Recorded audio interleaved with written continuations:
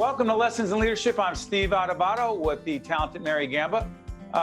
Mary, let's let everyone know how the great series Lessons in Leadership, which people watch every Sunday on News 12 Plus at 10 a.m., followed by Think Tank with Steve Adubato and Nicole Swennerton. It's our public television series. And you can find us on a lot of other platforms. First, tell people where they can find us. Then let's thank our very generous funders.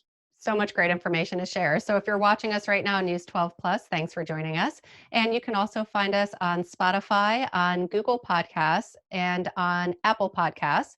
I'd also like to thank all of our great underwriters. We have New Jersey Sharing Network, we have Seton Hall University, and the BUCCINO Leadership Institute at Seton Hall University. Prager Metis, we have Gibbons PC, the International Union of Operating Engineers, and Valley Bank. And I'd like to plug one more thing. You can go to our website, stand-deliver.com. You'll see it right there on screen. And you can get some great articles, see past episodes. So there's a ton of valuable information there as well. Did you plug the Sharing Network? Yes, I did, but I'll say it again. And the New Jersey Sharing Network. I think I did. Okay, and they're involved in organ and tissue donation. Hey, listen, he's a National League fan. I believe he's still obsessed with the St. Louis Cardinals, if I'm not mistaken, which makes absolutely no sense. He is my leadership guru. He is my partner and friend, and we are honored to have him on Lessons in Leadership. He's Larry Downs. Let's put him on camera if we could. Larry Downs is the chairman and CEO, the retired chairman and CEO. Oh, yeah, one little detail, retired chairman and CEO of New Jersey Resources. Also a board member over at Horizon Blue Cross and Blue Shield. Great to see you, my friend. Steve, how are you? Good to see you too. And you too, Mary. Yeah, Larry, what is it that we've known each other for 20 years and you've never looked more relaxed? What's up? Let's see. It might have to do with the fact that I retired about 15 months ago. And my life right now is really focused more on our family and in particular our two grandchildren, Brian and Evan. So let's put things in perspective. Yeah. You became the CEO of New Jersey Resources, a major natural gas energy company. We continue to do a leadership academy at New Jersey Resources. Larry opened that door, and the great team there has facilitated it since Larry has stepped down as the CEO. Steve Westover, the CEO there right now. Let me ask you this, Larry. You were a very, very young man when you became the CEO, younger than 40, if I'm not mistaken. 37 to be exact, 37 and a half. Yes. So. Okay. Were you the CFO before that? I was the CFO. I joined the company in 1985. So I had, almost a 35-year career there. And the first 10 years were spent on the financial side. I became CFO in 1990. And at the time, finance was my passion, still is today. But I did that role for about 5 years before I became CEO. It's very rare, and because the executive coaching we do and leadership development, it's very rare. And I work with a fair number of clients at our company, Stand and Deliver. Look at our website, you'll see the work we do. It's very rare that a CFO moves to becoming the CEO.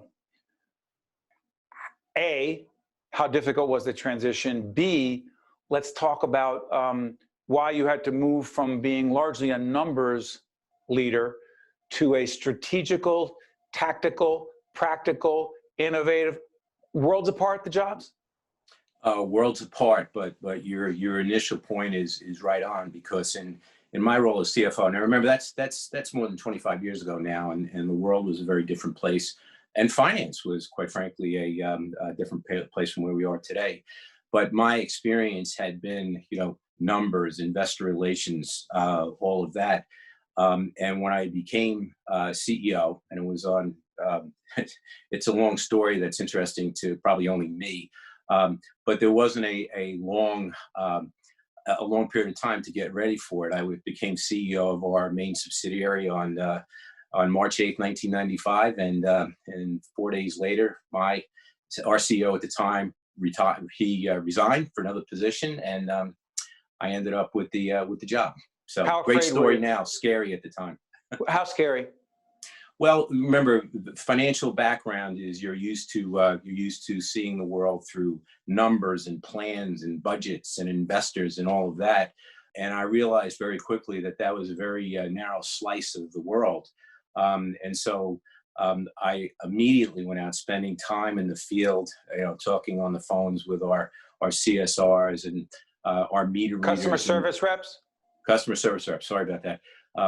And realized pretty quickly that there was so much more to the business than just the numbers. In fact, those numbers were meaningless without the actual understanding of what our employees, our team were doing out there. In fact, I developed an insight on leadership that, quite frankly, I carry to this day. And it said everyone is a leader. It's not just the people, at the top, but everyone in an organization to be successful as a leader. You believe, see, we're going to have that discussion and Mary's going to jump in here. You don't mean this as a bumper sticker cliche, everyone's a leader. Like I'm going to put it in my office as a motivational thing. You actually believe and have lived by everyone's a leader. Before Mary jumps in, make the case using, Larry and I talk about this all the time with Mary, a real practical example of everyone's a leader.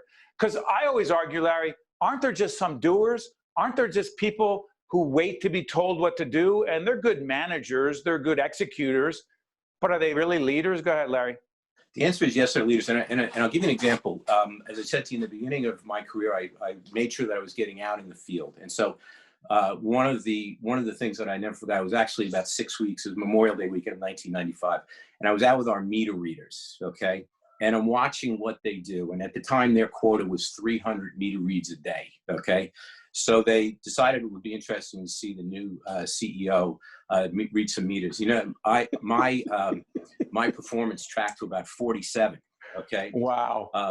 But I think the other example was I went out with one of our field people. It was actually later on that year. It was cold outside, and it was late. It was like 11 o'clock at night. I went out with them. We had a no heat call had come into the call center. Went out with them. That individual went out, knocked on the door, fixed the heat, and it was really at that moment that I realized that individual, his name was Al Luster, he was the leader of the company. I thought, not Larry Downs? No. Larry Downs could do nothing for the customer. In fact, bad things could happen if I was trying to fix somebody's heat. Seriously.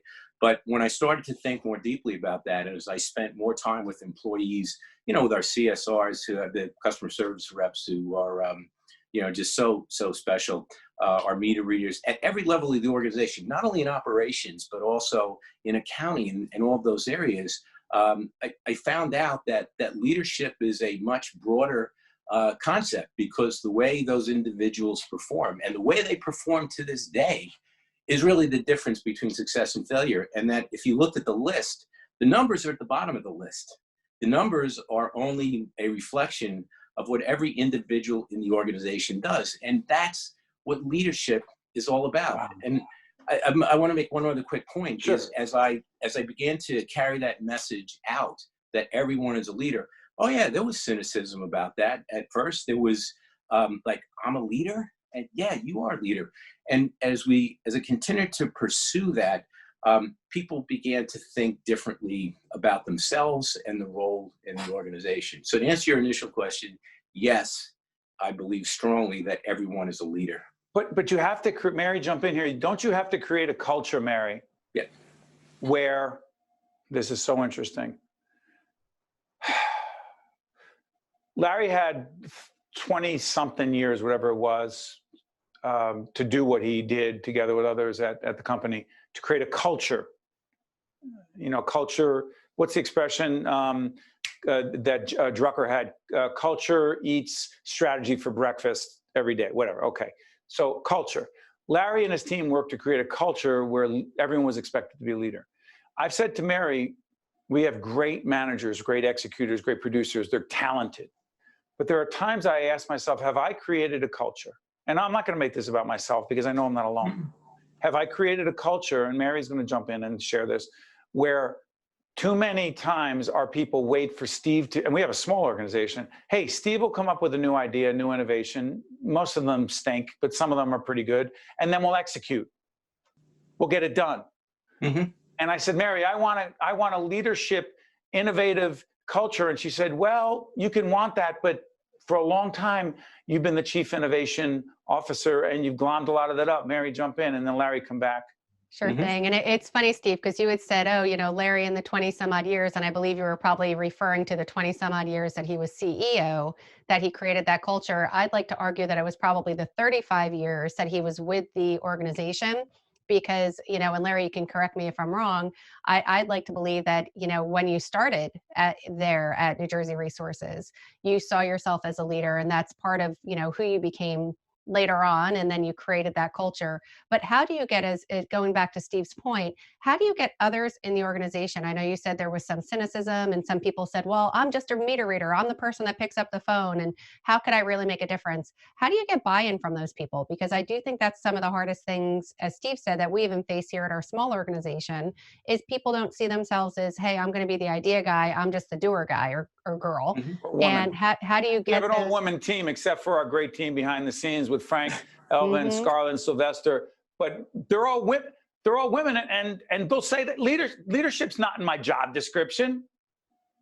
X is, producing is, this is, that is. Go ahead, Mary, finish. I'm sorry. Yeah, that's okay. So the main question was, how do you get the buy-in? How do you get them to, of course, they could do it because you tell them that they're leaders, but how do you get them to truly believe it and become leaders in their own right?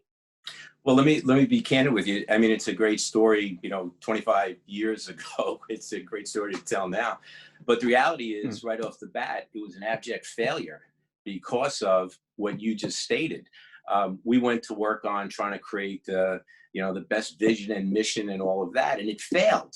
And the reason it failed is that there was no connection between the reality of what our employees were doing day to day and the aspiration that we were putting out there, the vision, mission, and wanting everybody to be a leader. The really transformational event happened in 1997 when we decided to really change the way we measured success, away from primarily financial metrics, and went to what we call our commitment to stakeholders. Now, I will tell you today, it's all in vogue. Everybody focuses on stakeholders. But back in 1997, that was a different that was a different concept. And what that did for us is I was able to convince the team, that we were going to hold ourselves to a higher standard. It wasn't just about the bottom line. It was going to be customers, employees, regulators, communities, public policymakers, all of that. And we were going to basically align our performance metrics with the stakeholder concept. That's what really brought the everyone as a leader concept to life. Without that, it wasn't going to work. And I'll tell you, I'll throw in a plug for our team. They just won now I'm retired, so there's nothing to do with me. Never did. They just won their 15th J.D. Power Award in the last 18 years. So, but I believe it was fundamentally changing the way we defined and measured success is what really brought the concept of everyone's a leader. Let me push this a little further. Sure. Larry, you recognize this book? Yeah, absolutely. Okay. Yes, absolutely. Okay. I believe Jim Collins actually came and spoke. Larry got him in to speak to the team at New Jersey Resources. And Jim Collins' book, which we talk about, Larry and I have been talking about this for years, Good to Great. And there's a connection here, trust me. One of Jim Collins' concepts in Good to Great, why some companies make the leap and others don't. By the way, half the companies mentioned here as great don't exist anymore. That being said, which was also true in a 1984 classic book, In Search of Excellence, by Peters and Waterman, you remember? Yeah, absolutely. They don't exist. Those were the great companies in 84, innovate or die. That being said, in this book, one of the concepts that Collins talks about that really goes to what you're saying is not only do you need to put, Larry is as the CEO, when he was a CEO, or I'm the bus, he said everything's a bus, the organization's a bus, right, Larry? Absolutely, yeah. And we're the bus drivers. We're the bus drivers. And he said the key is to not only know where the bus is going, why the bus is going there, when the bus needs to get there. It's strategic and it's tactical. There's a question here, trust me. But you have to have, quote, the right people in the right seats on the bus. And here's my question to you. When you identified people who either couldn't or wouldn't, or some combination of the two, step up and be the leaders you needed them to be. And you and I have been having this offline conversation for years. Collins said you need to escort them off the bus because this bus can't succeed with people not stepping up. We've had to face that as well. Were you ever afraid or uncomfortable escorting people off the bus, letting them go, because frankly, you couldn't be excellent if you had them? Absolutely. I want to make something very clear. It was not a fairy tale, and there were hard decisions that had to be made about individuals who simply weren't going to get it. If I had to offer a criticism of myself in this area, there were instances, unfortunately, that I waited too long, because it's not easy to do that. But the reality is, had the hard decisions ultimately not been made there, all of the other things we were aspiring to with the commitment to stakeholders and everyone as a leader and all that never would have happened. Did to you the care? extent that it did. Mary, one of the chapters in Lessons in Leadership, which Larry does not have in his study right there, that's okay. One of the chapters is great leaders sometimes piss people off, the great quote from Colin Powell. No, Larry, great leaders sometimes piss people off. Mary, what have we always said about Larry? Other than being a great leader, he's a really what kind of guy? Down to earth and forthcoming and honest and a nice guy. And a nice Larry's guy. a nice guy. And Larry, here's the question. Did you care if people were pissed off at you because you made a tough decision and they had to leave, or they weren't going to get that raise, or they weren't going to get that promotion? Did you hesitate because you are such a, quote, nice guy? I'm not nearly as nice as you are, as Mary knows. My question is, was that one of your problems as a leader? Absolutely. I mean, no one likes to deliver bad news, but when the focus, with the focus on the commitment, which I was absolutely, just completely focused on all the time. Okay, that wasn't going to be realized if I was hesitating to make the tough decisions. Is that fun? No, that's not fun. Did you care that people were mad at you? Oh, absolutely. Yeah. You did. Absolutely. You took it personally. Absolutely, because I would think about what's going to happen to their lives, and I would use it as an example. Where did I go wrong? I would take personal responsibility for it. How did this happen? How did we get here?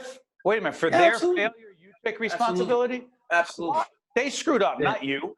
That's not. I'm responsible as CEO. You're responsible for the entire organization, and it's when something goes wrong, whatever it is, you're responsible. And, to say, well, I didn't do it, somebody else did.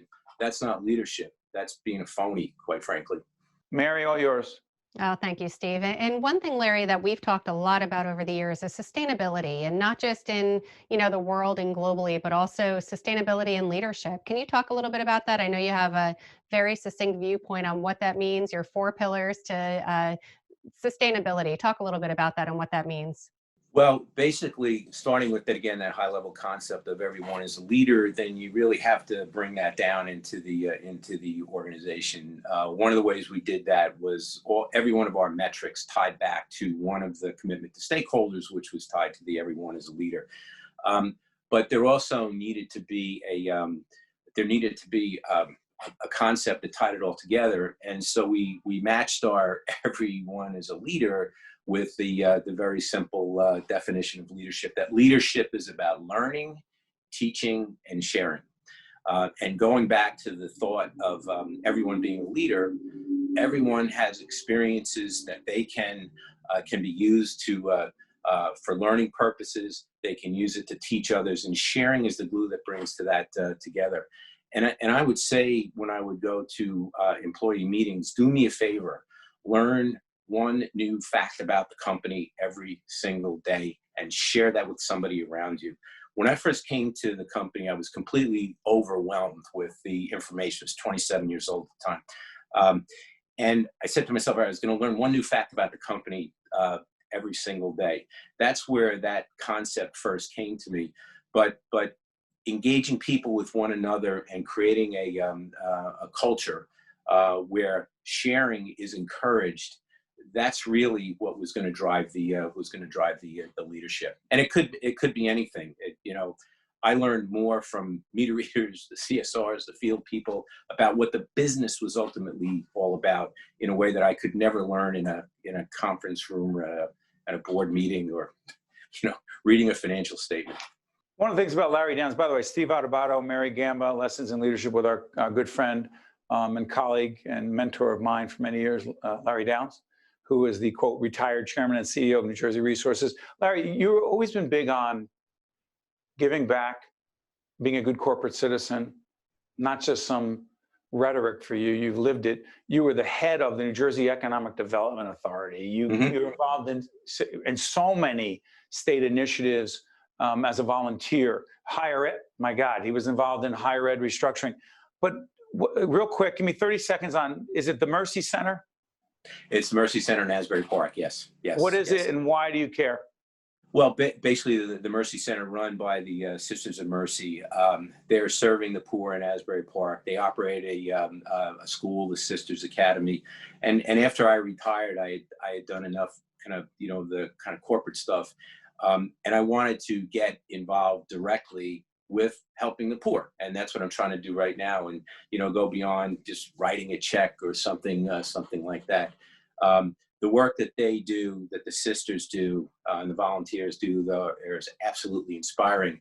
And I'll also tell you that the same leadership techniques that you see here, stakeholders and all that, they're doing that, and it works. And I would say it's getting even more value by helping people who need it. Now, Larry also has a connection to the Heldrick Center at Rutgers University, right? Yeah, great work being done there for the not only unemployed but underemployed in a special way to address some of the challenges with employment we're seeing because of the COVID situation. Yeah, so let's do this in a couple of minutes we have left, Larry. I'm Sure. curious about something. Also on the Horizon board, Horizon, one of our longtime supporters of our public broadcasting. Really great organization. But, but I'm sorry, you want to say something about Horizon? No. I mean, they are an example of an organization really focused on that mission of healthcare and helping people. And I have just been so impressed with how they carry that out, because as we all know, there's a lot of elements and aspects to healthcare, but Horizon is, I'm proud to be part of that team. Last question on my end. Sure. So leadership is also about connecting and communicating with people, whether it's an investor meeting. I worked with Larry for years as he was getting ready with his financial team for, in my coaching, getting them ready for these investor relations committees, these meetings where they, you need to bring investors on. You need to keep those who are on staying on. You need to give financial information. They would ask challenging questions, et cetera, et cetera. But real quick, you have evolved as a public communicator over the last 10 to 15 years to being a more persuasive, concise, effective public communicator. And I'm not fishing here. How have you done it? Realizing that when you are communicating, and quite frankly, you, Mary, have had a role in that. So I'm not just saying that to be nice to you, but one of the things that I learned, probably I was too far into my CEO career than I would have liked, but is it doesn't matter what you want to communicate. It's what your audience needs to hear and learn. And so if you're spitting a bunch of numbers at them, but there's no context as to what it means for them, you failed. And I think that's a metaphor not only for financial presentations, it's a metaphor for communications in life. By the way, when somebody would say to me, what do? We keep people warm in the winter. There's 1,000 or more things that go on beyond that, but that's what we do. By the way, we were planning on a 15-minute interview with Larry. We're at 23 minutes. I just saw. I'm sorry. Not you. Hey, Larry, and you have these questions that we've talked about for years that you use as a guidepost to prepare, right? Key questions? Oh, absolutely. Yeah. What are absolutely. they, real quick? Well, basically, what is my main message? The other key one is what do I want to the what do I want my audience to do, and what's going to motivate them? And if you use those, you can speak to any organization or group persuasively. Larry, now, which extraordinary leadership and communication coach and consultant introduced you to that concept? Well, that would be you, Steve. And I'm proud of the fact, and I have said to you, as you know, that you should build a workbook around that, because that will, and I will say this to all of your audience, get that, those 6 questions now, you will be able to speak to anyone. By the way, in chapter 24 of Lessons in Leadership, it's actually, the questions are in there, but they are embedded, and we'll have to make them more out front. Hey, Larry, sorry for taking so much time of yours. Oh, please. Your family, how many grandchildren? 2, Brian and Evan. They're outside watching me do this right now. So, how big a part of your life are they after your very successful career as an executive? How important are they? Oh, huge. They keep me balanced. They're just wonderful. They're just wonderful. We're so proud of them and so blessed to have them. Larry Downs is our friend, and that's the only introduction I'm going to give him as we say goodbye. Hey, thanks, Larry. Stay safe, be well, and the best to you and your family. Great. Thanks so much, Steve. And Mary, thank you too. This was fun. Thank you, We'll be Larry. right back right after this. Yeah. This edition of Lessons in Leadership with me, Steve Adubato, and my colleague Mary Gamba is brought to you by Gibbons PC, the BUCCINO Leadership Institute at Seton Hall University, New Jersey Sharing Network, Prager Metis, Valley Bank, the International Union of Operating Engineers, Local 825, and Seton Hall University, showing the world what great minds can do since 1856. This is the Seton Hall story, one that comes to life every day on our campus. This is the place where great minds discover, innovate, collaborate, and find their true calling. This is the place where passion has a purpose, where learning inspires leading. The bonds we make, the values we teach, inspire our community to take heart and take action. This is Seton Hall University. This is what great minds can do. Hey, listen, this is how you know Lessons in Leadership is totally unscripted. Mary and I were going to talk about Larry behind his back, Larry Downs, and say all good things. Oh, my God. I love it. So, Larry, who is that? This is Evan. He's 18 months old. So. Oh, he is And so who special. just ran away? Brian is 4. He just turned 4. So. And by the way, when you're doing what you're doing in this so-called retirement, they're just always around. Oh, absolutely. They're the best. They're the best. So. What's the best thing about having grandchildren? Because you have children of your own, right? You have 2, right? Well, you can take all of the lessons that you didn't know while you were going through parenthood, and you can apply them to the grandchildren. So. Oh, it is so great. I love what my parents always said. The best thing about grandchildren is that you can give them back at the end of the day. Well, I'm on tape, so I didn't want to say that. But None of that is true. Yeah. Listen, Larry, there's no other way to end this show other than to say we really appreciate it. Listen, in all seriousness, on the 20 years plus that I've known Larry, we've had more conversations beyond leadership, truthfully, about family. Absolutely. We talk Absolutely. about the connection between leadership, and this is not some corny segue. The connection between leadership and family is, finish it, Larry. Remember, it's not just about work. Work is a part of life, and making sure that your team has the tools to manage not only work, but their lives to be more successful. And that involves really creating a personal connection to what you do every day, and a sense of pride is what you're doing every single day. But Mary, we have like 8 or 10 employees. They have thousands, and Larry's trying to get to know their families. I love it. I love it. And that little guy, I love him. He could be interviewed himself. Hi, big guy. Yeah, see, you got that. Hi. What, Steve? One quick thing. I didn't. Real quick, 30 seconds. I talked a lot about the company. I did not thank the more than 1,000 women and men. It was actually, well more than 1,000 that I had the opportunity to work with over 25 years. I would not have what I have today if it wasn't for them. And I will always be proud and grateful for what they've done. They're out there right now doing their jobs. So they inspire me every day. Thank you, Mary. Thank you. Thank you. Thank you, Thank Larry. you both. Have a great Christmas, New Year, holiday. But people, the entire time we're talking, they're just staring at that beautiful kid. Yeah, exactly. That's Evan, right? That's Evan. That's Evan. Hi, Evan. The other one wanted to negotiate to get on camera. Thanks, guys. We'll see you next time. Okay. Go ahead, Larry. Thanks, guys. Appreciate Bye. it. Lessons in Leadership. It's out of control. You can see. We'll see you next time. Okay. This edition of Lessons in Leadership with me, Steve Adubato, and my colleague Mary Gamba is brought to you by Gibbons PC, the BUCCINO Leadership Institute at Seton Hall University, New Jersey Sharing Network, Prager Metis, Valley Bank, the International Union of Operating Engineers, Local 825, and Seton Hall University, showing the world what great minds can do since 1856. This is Mary Gamba. If you want more leadership tips and tools, log on to stand-deliver.com. Promotional support for this edition of Lessons in Leadership with me, Steve Adubato, and my colleague Mary Gamba has been provided by NJAN Air, CIANJ, and Commerce Magazine.